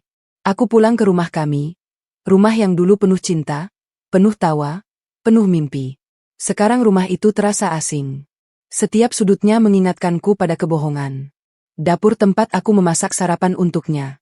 Ruang TV tempat kami bercanda. Kamar tidur tempat dia berbaring di sampingku sementara pikirannya bersama perempuan lain. Mas Azam memilih tidur di ruang tamu. Mungkin dia malu, atau mungkin dia tahu aku tidak akan mau satu kamar dengannya. Tidak ada lagi kata-kata di antara kami. Hanya keheningan yang berat, sesak, dan menyakitkan. Aku duduk di tepi tempat tidur, memandangi kalung ibu yang kini kembali melingkar di leherku. Goresan kecil di liontin itu mengingatkanku pada perjalanan panjang. Dari ibu, ke ayah, ke aku, lalu hilang, dan kini kembali. Tapi aku sudah mengambil keputusan. Besok pagi, aku akan menemui pengacara. Bukan untuk balas dendam, bukan untuk memperpanjang drama, tapi untuk mengambil kembali hidupku. Untuk memulai lembaran baru. Di luar, hujan mulai turun. Derasnya seperti isak tangis yang selama ini kutahan. Malam itu, setelah konfrontasi di rumah keluarga, aku duduk sendirian di kamar yang dulu penuh dengan canda tawa. Kini hanya ada keheningan yang berat. Mas Azam tidur di ruang tamu, mungkin malu atau mungkin takut. Aku tidak peduli. Yang ada di pikiranku hanya satu. Ini sudah cukup. Aku tidak bisa melanjutkan sandiwara ini. Pagi harinya, tanpa banyak bicara, aku mengambil beberapa pakaian dan barang-barang pribadiku. Aku tidak ambil satupun pemberian keluarga Mas Azam, perhiasan dari mama, hadiah pernikahan, apapun. Hanya buku-buku tulisku, laptop, dan kalung ibu yang kini kembali melingkar di leherku. Mas Azam bangun saat aku menenteng koper menuju pintu. Put, kamu mau kemana? Aku menoleh sejenak. Pulang. Ke rumah ayah. Put, tunggu. Tidak perlu, Mas. Potongku datar. Kita bicara lewat pengacara saja. Dia terdiam. Mungkin sadar bahwa tidak ada lagi yang bisa dia katakan. Aku pergi meninggalkan rumah itu. Di kaca spion, aku melihat rumah yang dulu kusebut rumah kini semakin mengecil, hingga akhirnya menghilang di tikungan jalan. Seminggu setelah kejadian di acara keluarga, aku resmi mengajukan gugatan cerai melalui pengacara. Aku tidak mau bertemu langsung dengan Mas Azam. Cukup sudah. Cukup semua kebohongan. Cukup semua air mata. Mas Azam tidak banyak berkata ketika surat itu sampai padanya.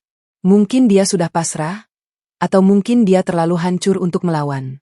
Katanya, dia hanya bertanya satu hal, apa tidak bisa kita perbaiki?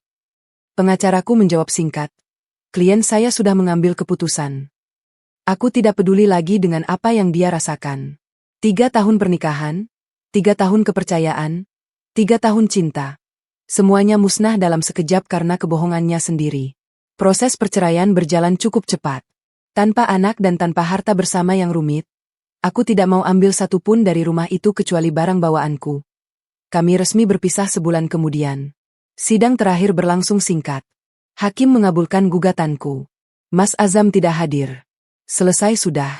Aku kembali ke kampung, ke rumah ayah di kaki Gunung Pangrangan. Begitu tiba di halaman rumah sederhana itu, aku melihat ayah sudah duduk di teras, mungkin sejak pagi menungguku. Dia berdiri, berjalan mendekat, dan memelukku erat. Tidak ada kata-kata. Hanya pelukan hangat yang langsung membuat air mataku tumpah. Untuk pertama kalinya setelah berminggu-minggu, aku merasa aman. Nak, di sini tempatmu. Nggak usah malu. Ayah bangga kamu berani ambil keputusan. Suara ayah serak, mungkin menahan tangis. Kamu kuat. Seperti ibumu. Aku menangis di pelukan ayah, melepaskan semua beban yang selama ini kupendam. Hari-hari pertama di kampung terasa berat. Aku sering terbangun malam hari, memegangi kalung ibu, dan bertanya-tanya apakah semua ini mimpi. Tapi lamat-lamat, kebiasaan lama mulai kembali. Aku bangun pagi, membantu ayah di kebun teh, memasak untuk kami berdua, dan duduk di teras menikmati udara sejuk. Kampung menyembuhkanku perlahan. Rafah dan Mama beberapa kali datang menjenguk. Awalnya aku kaget, tapi mereka bersikeras ingin bertemu.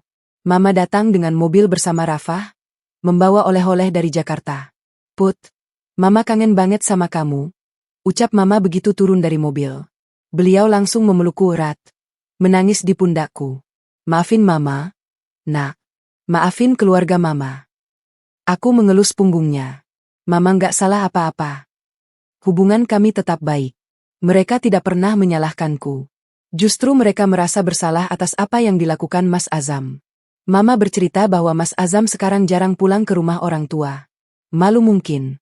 Atau sibuk dengan urusannya sendiri. Put, Mama anggap kamu tetap anak Mama.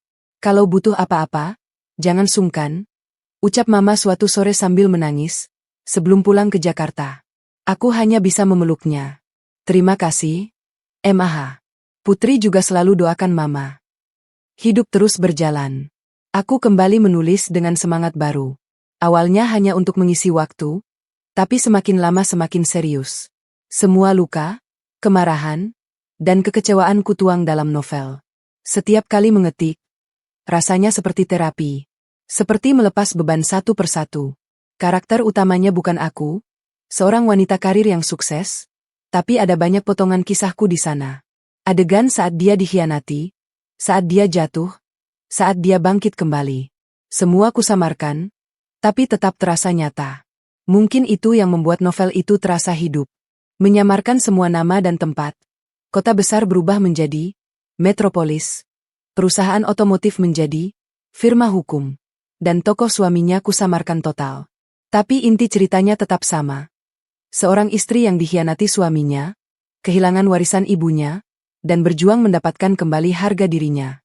Tanpa disangka, novel itu menjadi bestseller nasional. Dalam minggu pertama, cetakan pertama habis terjual. Penerbit mencetak ulang, dan lagi-lagi habis. Toko buku kehabisan stok. Aku menerima puluhan pesan dari pembaca setiap harinya. Mbak, novelnya bikin saya nangis. Saya juga pernah mengalami hal yang sama. Terima kasih sudah menulis cerita ini. Saya jadi punya keberanian untuk memulai hidup baru. Karakter utamanya kuat banget. Insif. Mereka tidak tahu bahwa di balik kata-kata indah itu, ada luka nyata yang kualami. Tapi mungkin itu justru yang membuat ceritanya terasa nyata, karena memang nyata. Mama dan Rafah tahu novel itu. Mereka bahkan membelinya dan mempromosikannya ke teman-teman mereka. Kak Putri memang berbakat, kata Rafah dalam satu panggilan video. Dia menunjukkan bukunya yang sudah penuh dengan sticky notes. Aku baca sampai habis dalam 2 hari. Nangis. Aku tersenyum. Makasih, Rafah. Serius, Kak. Kamu harus nulis lagi. Ini novel terbaik yang pernah aku baca tahun ini. Aku hanya bisa tersenyum. Dukungan mereka adalah salah satu hal yang membuatku tetap kuat. Sedangkan Mas Azam, kabarnya tidak begitu baik. Rafah sesekali mengabari, meski tidak detail. Setelah dicoret dari perusahaan, dia mencoba melamar ke beberapa tempat lain. Tapi skandalnya sudah tersebar luas. Di dunia bisnis yang sempit, kabar burung terbang cepat. Reputasinya hancur. Banyak perusahaan yang tidak mau menerimanya. Nafila juga sudah pergi, entah kemana. Kabarnya dia mengundurkan diri tidak lama setelah skandal itu terbongkar. Beberapa teman Rafah yang masih kerja di sana bilang, Nafila pindah keluar kota. Tidak ada yang tahu pasti. Dunia memang adil kadang-kadang. Tapi aku tidak lagi peduli dengan hidup Mas Azam. Masa laluku sudah selesai. Yang ada di hadapanku adalah masa depan yang baru. Dengan ayah, dengan karya-karyaku, dan dengan kalung ibu yang setia melingkar di leherku. Di teras rumah ayah, dengan hamparan kebun teh di kejauhan dan udara sejuk yang membelai wajah, aku menulis lagi. Jari-jari ini menari di atas keyboard, menuangkan cerita baru. Dan di dadaku, ada rasa damai yang tidak bisa dibeli dengan uang. Aku Putri, mantan istri dari seorang pembohong. Tapi yang terpenting, aku adalah diriku sendiri, utuh, kuat, dan siap melangkah ke masa depan. Setelah novel pertamaku menjadi bestseller, hidupku berubah drastis. Penerbit terus memintaku menulis lagi. Pembaca setia mengirimkan pesan-pesan dukungan. Aku bahkan mulai mendapat tawaran untuk menulis di beberapa media nasional. Tapi aku tetap memilih hidup sederhana di kampung, di rumah ayah, dengan udara sejuk dan hamparan kebun teh di depan mata. Aku sedang merevisi naskah novel keduaku, masih tentang perempuan yang bangkit dari keterpurukan, ketika seorang pria berdiri di pagar rumah. Hampir setahun setelah perceraian, aku sudah terbiasa dengan kesunyian.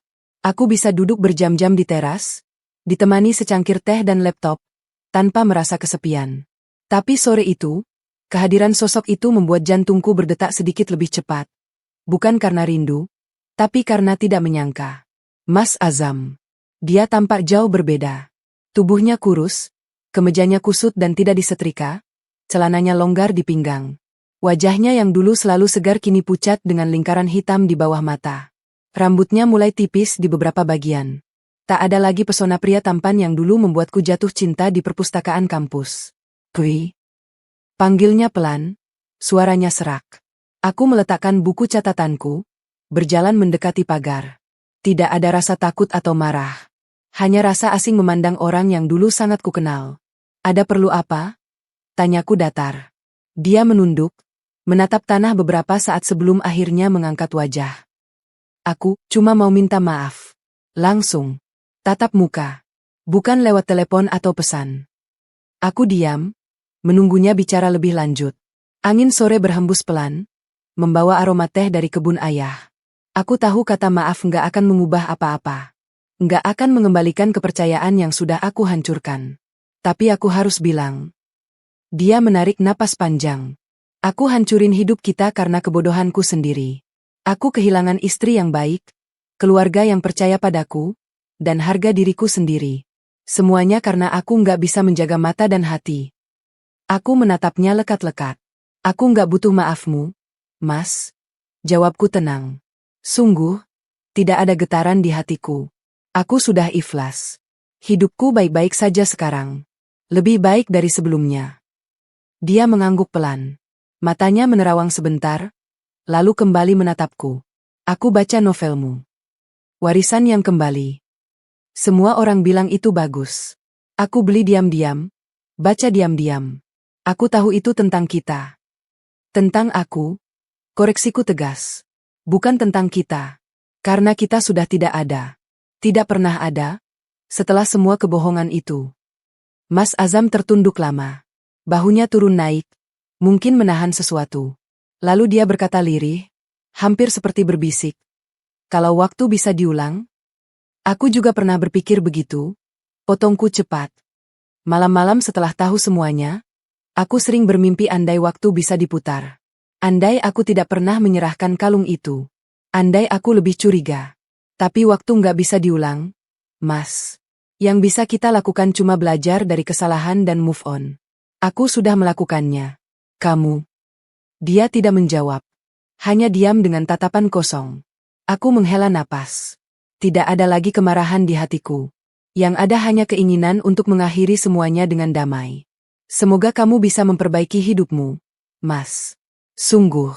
Bukan untuk aku, tapi untuk dirimu sendiri. Tapi untuk kita biarkan yang lalu berlalu. Jangan datang lagi ke sini. Ini rumahku, kampung halamanku, tempatku menemukan kembali diriku sendiri. Hargai itu. Mas Azam menatapku lama. Matanya berkaca-kaca, tapi tidak ada setetes pun air mata yang jatuh. Mungkin dia sudah menangis sebelumnya. Mungkin air matanya sudah habis. Dia mengangguk pelan, lalu berbalik dan pergi. Aku memerhatikannya berjalan menjauh. Tubuh kurus itu melangkah gontai menuju mobil tua yang terparkir di kejauhan. Bukan mobil mewah yang dulu dia kendarai. Hidupnya benar-benar berubah. Aku memandangnya hingga sosok itu menghilang di ujung jalan berliku. Lalu aku kembali ke teras, duduk di kursi kayu kesayanganku. Kembali aku duduk di teras. Angin sore membawa aroma teh dari kebun ayang, bercampur dengan suara burung-burung yang mulai kembali ke sarang. Di tanganku, kalung ibu melingkar hangat, setia menemani seperti setahun terakhir ini. Kali ini aku tersenyum. Bukan senyum getir, tapi senyum tulus. Kini aku tahu, tidak ada yang benar-benar hilang selama kita punya keberanian untuk bangkit kembali. Luka mungkin meninggalkan bekas, tapi bekas itu tidak harus menjadi penghalang. Bisa jadi justru menjadi pengingat betapa kuatnya kita bertahan. Hidupku indah dengan caraku sendiri.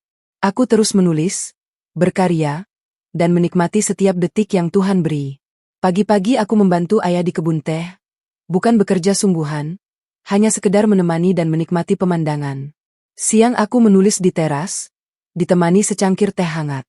Sore aku membaca atau sekadar berjalan-jalan di pematang sawah. Kadang Rafah dan Mama datang berkunjung.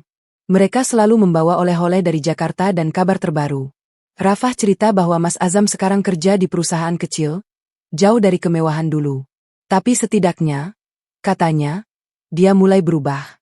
rajin salat, mulai mendekatkan diri pada agama. Aku hanya mengangguk mendengar doaku untuknya, tapi tidak lebih. Kadang aku pergi ke acara bedah buku di kota-kota besar. Tapi aku tetap pada prinsipku, tidak pernah menampilkan wajah. Topi dan masker adalah teman setiaku. Pembacaku cukup mengenalku dari kata-kata, bukan dari rupa. Itu sudah lebih dari cukup. Setahun kemudian, novel keduaku terbit. Judulnya, Matahari Setelah Hujan. Lagi-lagi tentang perempuan yang bangkit. Kali ini lebih kuat, lebih berani. Lagi-lagi bestseller. Lagi-lagi banyak yang terinspirasi. Tapi yang paling membahagiakan adalah ketika seorang ibu parubaya mendatangiku di acara temu pembaca di sebuah toko buku di Bandung. Aku memakai topi dan masker, seperti biasa. Ibu itu mendekat dengan mata berkaca-kaca. "Mbak, saya mau berterima kasih." Suaranya bergetar. Saya juga pernah mengalami hal yang sama. Saya dikhianati suami, ditinggal dengan 2 anak. Saya hampir putus asa. Tapi setelah baca buku Mbak, terutama Warisan yang Kembali, saya jadi berani memulai hidup baru.